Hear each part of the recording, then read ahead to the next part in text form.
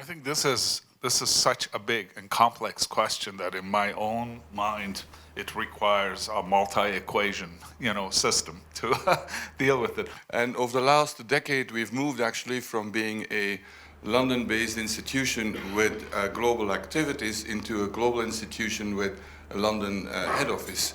What's been very interesting recently in Zurich has been the arrival of very many tech giants who've come there because they want to get close to our graduates. And the biggest battle we have is not to lose our professors, by the way, and also to persuade our students to finish their degrees first. So the vision of Opijindal Global University when it started was, how do you recognize the fact that a lot of young people in India simply cannot go abroad, but how do you bring in high quality research-oriented education into India with a view to addressing the demographic dividend that India has? And that's why the power of place becomes important. This is where I see the research capability and capacity of our university coming into its own. By being able to present the facts, being able to talk about how we can rebuild towns that have been devastated, but not how they were constructed originally. I looked at the Fortune 500 company list of 1955, and it turned out only 52 of them are left on the Fortune 500 list. If I would say I look at the university environment, it's the other way around. So universities are actually standing there, and the older, the more attractive, I would say, from a kind of capacity and institutional perspective. So it's a very, very interesting dynamics I see on that one.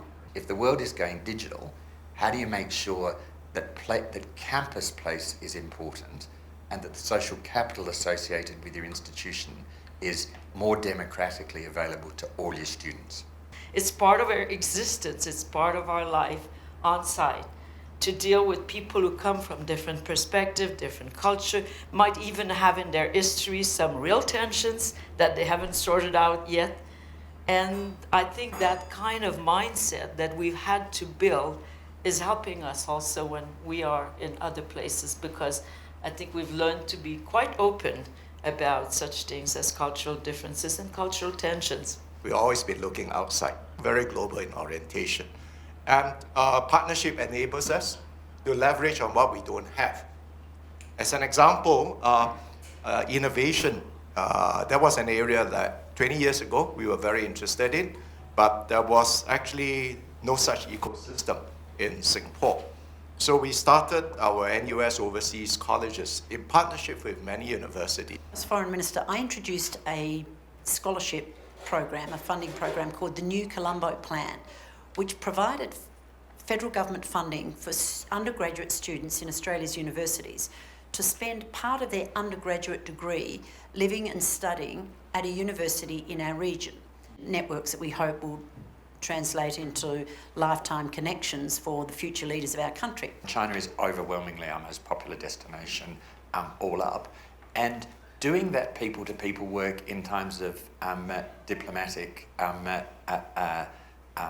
frisson is not new to us. In the 1960s, researchers from the university helped build China's first radio telescopes.